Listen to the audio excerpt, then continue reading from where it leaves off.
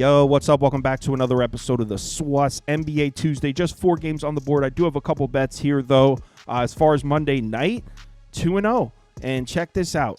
I have not lost a basketball bet since Saturday. A little bit of an asterisk there. I've only placed 4 bets in that span. I went 2-0 on Sunday, on Super Bowl Sunday, 2-0 in the NBA, then 2-0 on Monday night. So 4 in a row.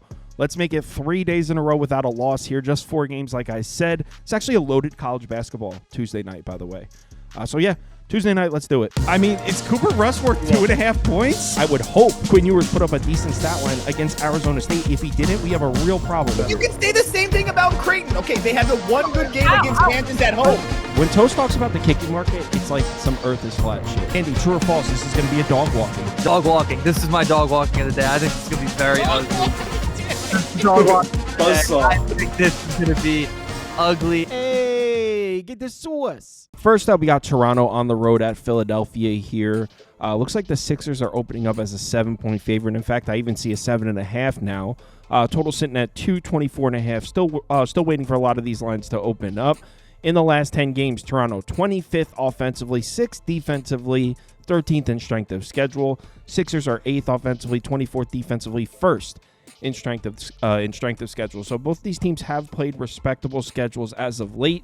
Injuries in this one, I recorded this one, and then right after I finished recording, the injuries changed. So RJ Barrett is now out. He was listed as questionable. Still no Brandon Ingram. He was doubtful. He's now out. Jakob Poeltl was listed as questionable. He has now been ruled out.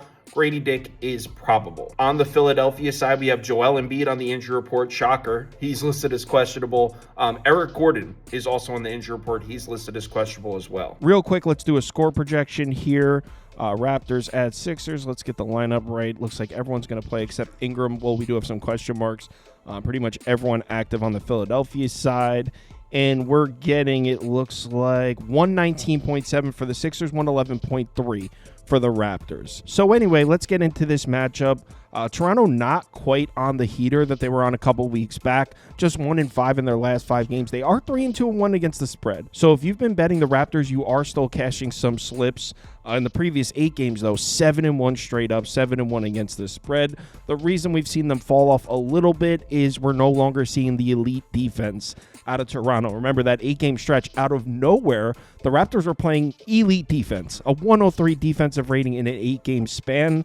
In the 6 games since that hot streak, defensive rating back over 120, back to where we expect the Raptors defense to be. Now, if you look at the Raptors' recent schedule, I guess you can point at the fact that they've seen some tougher opponents. I mean, you got the Knicks in there. They could definitely score. Memphis can definitely score. Oklahoma City can score. Houston can score. The Clippers with Kawhi can definitely score.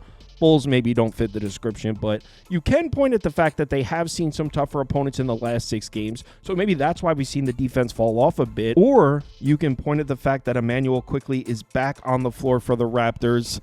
This is exactly when he came back 6 days ago. So why has the Raptors defense completely fallen off? Is it because they've seen some tougher offenses, or is it because Quickley's back on the floor and this Raptors defense just isn't as good when he's at point guard? Regardless of what the answer to that question might be, I think we can all agree Philadelphia is going to score some points here.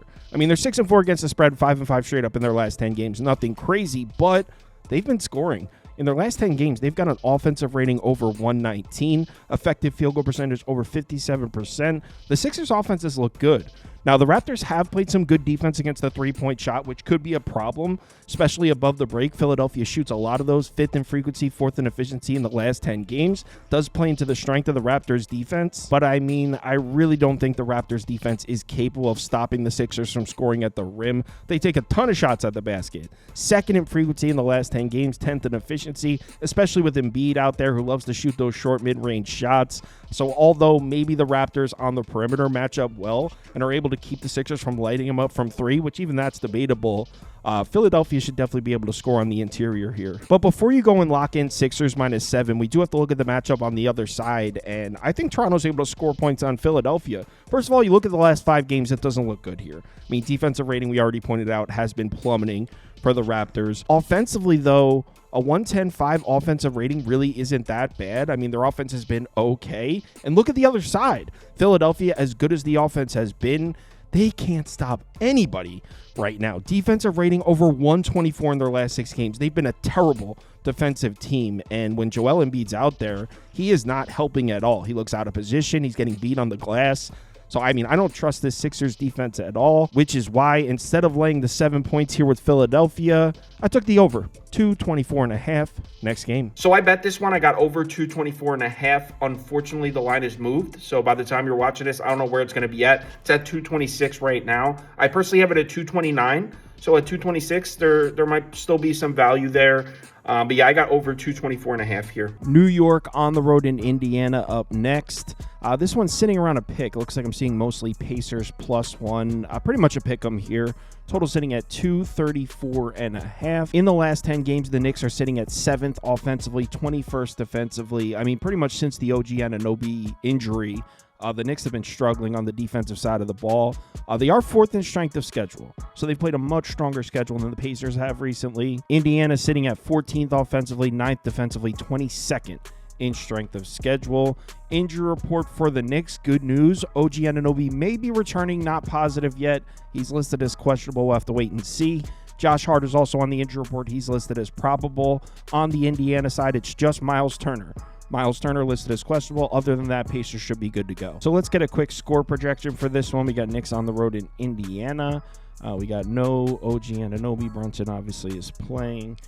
And it looks like we're going to get Knicks at 119.2, Pacers at 117.96. So let's get into this matchup, and we'll start with the last time these two teams played. It was November 10th on the road in Indiana. The Knicks lost. 132-121 was the final score. They did play once before that, so they played twice this year. This was the most recent.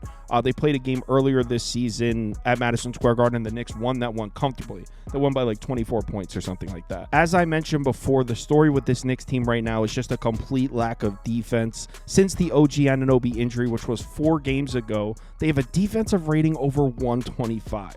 Over 125. They're playing no defense at all in their last 4 games. The offense is fine. They're still scoring points. Offensive rating is still up close to a 118, so they're still scoring, but they can't stop anybody since OG Anunoby got hurt. And the timing of it was terrible because this Knicks team was just finding their groove. In the 5 games before OG got hurt, they were 5-0 straight up, 4-1 against the spread. Offensive rating over 123, defensive rating down below 109. They were looking like one of the hottest, one of the strongest teams in the NBA before the OG Anunoby injury. So possibly getting OG Anunoby back, huge for the Knicks. Now, the thing is, they're on the road in Indiana, and we know this Pacers team can score points. So, I mean, pretty sure Indiana can score points on the Knicks, whether OG Anunoby is back or not. But if he's not back, Pacers may hang a big number up in this game. I mean, it's not the greatest matchup for New York. Indiana loves to run the fast break. They're 11th in transition frequency, 12th in efficiency, 7th in pick and roll frequency, 6th in efficiency. So a lot of fast breaks, a lot of pick and rolls.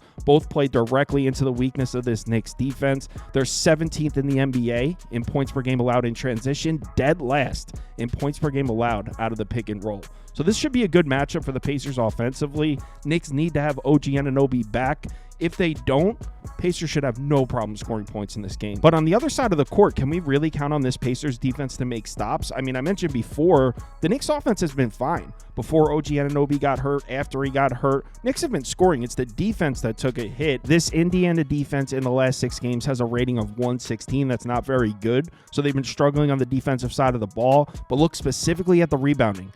Defensive rebounding rate below 66%. They've been getting cleaned up on the defensive glass, and we're talking about the Knicks, one of the best offensive rebounding teams in the NBA. So as much as I think the Pacers are going to score points on the Knicks, New York should not have problems scoring points right back, and if they miss their shots, they should get second chance opportunities. Not to mention, this is a Knicks offense that loves to attack the basket. In the last 10 games, they're first in shot frequency at the rim, so no team has been attacking the basket more frequently than the Knicks. Indiana, not a strong rim protection at all. They're actually having trouble keeping their opponents away from the basket. So the Knicks offense should not have problems here, which is why when it comes to betting this game, I mean, I can't take a side here. I could see it go either way. It's kind of a coin flip game as far as betting a side.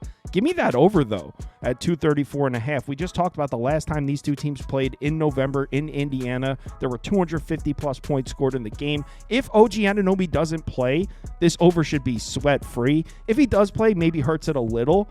Maybe if OG Anunoby plays, I would lean towards a Knicks team total over, but I think I'm good here. I haven't bet this yet, but I think I'm going to bet it right now. Over 234.5 next game. Yeah, so there's a sad end to that story. I like the over. I decided I was going to bet the over at 234. Thought it was a good bet. I was recording. I'm like, oh, I'm going to bet the over right after this. It's now at 239.5, and I didn't get the bet down. So yeah, I don't like it at 239. It's way too high. I guess my bet now on this game would depend on who's going to play. If Miles Turner doesn't play, the Knicks should put up a huge number, and I'd still be down to bet a Knicks team total over if Miles Turner doesn't play. So I guess that's what I'm waiting on now. I mean, this total's gotten out of control. So 239.5, I'm not taking the over. I might still be down to take a Knicks team total over if Miles Turner doesn't play. Next game. Detroit on the road in Chicago. The Bulls are catching 3.5 points at home. Total sitting at 236.5 in the last 10 games. We got Detroit 13th offensively, 13th defensively, 11th in strength of schedule. The Bulls, not as great. 23rd offensively, 25th defensively, 8th in strength of schedule. So we can give that to the Bulls. They have played a strong schedule as of late. Injuries on the Pistons side, same as it has been. No Jaden Ivey. He will not be back for this one. Other than that, Detroit should be at full strength. On the Chicago side, we got Lonzo Ball ruled out for this one. Other than that, Bulls should be good to go here. Let's do a quick score projection for this one. So we got Detroit on the road in Chicago. No Jaden Ivey. And on this side, we got no Lonzo Ball. And the score projection should be Detroit 116.4, Chicago 114.4. So let's get into this one. And we'll start with the fact that these two teams just played. It was last Sunday. I took the under in this game. It was a Sunday afternoon game. Obviously lost. There were 246 points scored in the game. I believe the under was 236.5. So lost by almost a full 10 points there. Detroit won the game. 127-119 was the final score. And in fact, the Pistons are just getting done with a 6-game homestand where they look very good. 4-2 straight up, 4-2 against the spread. Offensive rating over 120. So in this 6-game homestand that's just ending for the Pistons, they were scoring. Over 120 offensive rating is very impressive. Now they go back on the road, though, and let's not forget that the tail end of the Pistons' last road trip was awful. Orlando, Cleveland, Indiana lost all 3 games, 0-3 against the spread. Look at the defensive rating, over 120. So the tail end of their last road trip was a disaster for the Pistons. They could not stop anybody. Now, the good news for Detroit is they're only going to Chicago, and the Bulls have not been playing the best basketball. In their last 14 games, 4-10 straight up, 4-10 against the spread. Defensive rating is terrible.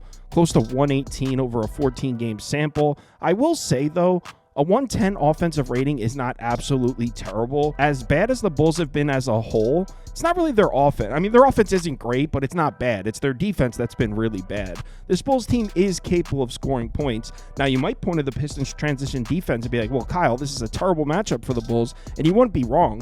Bulls run a lot of fast breaks. They're second in transition frequency, second in points per game in transition. The Pistons have played tough defense in transition all year. 6th in frequency, 14th in efficiency. So you might look at this and say, oh, Kyle, this is a tough matchup for the Bulls offense. You can't trust them to score points, but hold on. What's another thing the Bulls do a ton of, and they actually do well? Shoot the 3 ball. In fact, in the last 10 games, well, look at the full season. 3rd in frequency above the break, 4th in efficiency. In the last 10 games, 3rd and 5th. This has been one of the most frequent and efficient 3-point shooting teams in the NBA. I know it's crazy. The Bulls, it's pretty much all they do offensively is get out and run, take a lot of transition threes. But why is this significant?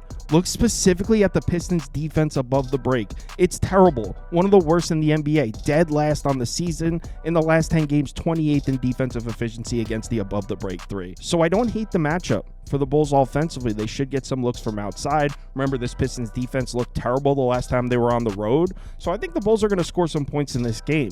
The problem is, can you really trust this Bulls defense to make stops? Not only has it been terrible, but this is a Pistons offense that's been attacking the basket a lot. In the last 10 games, they're 5th in frequency. In the last 5 games, 2nd in frequency. So the Pistons are coming for the rim. This is a Chicago defense that struggled to protect the basket the entire season. In fact, on the year, the Bulls against offenses that are top 5 in rim frequency, so basically against offenses that attack the rim, 2-4-1 against the spread, 1-6 straight up. So the Bulls have really struggled against teams that attack the basket like that. And Detroit, as of late especially, they've been attacking the rim a lot. Specifically, Jalen Duren. 82% of his shot attempts come at the basket, over 5.3 attempts per game, 72.8% efficiency as well. This should definitely be a good matchup for Durant down low. And in addition to him just scoring, look at the rebounding battle here. In the last 5 games, the Bulls are 27th in offensive rebounding rate, 21st in defensive rebounding rate. The Pistons have been a great rebounding team on both sides of the floor this entire season. So the Pistons should have no problem controlling the glass here, both sides of the floor. I mean, look at Jalen Duren's history against the Bulls. In his last 5 matchups against Chicago, 5 straight double-doubles, 18.6 points per game, 14.2 rebounds per game. So it should be a very favorable matchup for Durant down low. So where does that leave me in terms of placing a bet? Well, like I said, I think the Bulls are going to score some points here. The Pistons going back out on the road. I think the Bulls are going to have plenty of opportunities to shoot the outside shot. So I like the Bulls team total over. I like the matchup for Durant, maybe Jalen Duren over PNR. I also like the matchup, like I said, for Kobe White. Maybe Kobe White over points. So I don't have any bets. I don't think there's any prop markets open yet. I like the Bulls team total over. I like the full game total over, and I like those 2 props. I'll let you know on the live show, 4 p.m., what I ended up betting. Actually, you can go on KyleKirms.com and look to see if I placed any bets. As of right now, I don't have anything open, but I probably will place a bet in this game next. Last game up is Memphis on the road in Phoenix. The Suns are catching 4.5 points at home. Total sitting all the way up at 244 now. In the last 10 games, the Grizzlies are 5th offensively, 16th defensively, 18th in strength of schedule. The Suns in the last 10 games, 15th, 19th, 19th. Injuries in this one, actually, when it comes to the Memphis Grizzlies, none of the main pieces are on the report. They do have some injuries to their depth, but as far as the main pieces for Memphis, we should see a full-strength Grizzlies rotation here. On the Phoenix side, we got no Bradley Beal. Grayson Allen is listed as questionable, and Micic, their new piece from Charlotte, he's listed as questionable as well. Let's do a quick score correction here. Memphis on the road at Phoenix. Pretty much everyone here for the Grizzlies. And then on the Suns side, we got Kevin Durant back, which is huge. We need to check off Bradley Beal right here. So score projection for this one, we got Memphis at 118.5, Phoenix at 115.9. So let's get into this one, and we'll start with the fact that Kevin Durant is back, which is obviously huge. But I was talking about this last week or a couple weeks ago. It's actually the Suns' defense that takes a huge jump. We know Kevin Durant to be this elite scorer, and he is, and the offense is definitely better with Durant. But if we use the sample size of just the last 26 games, 13 games with Durant, 13 games without Durant, it's actually the defense that sees the biggest jump.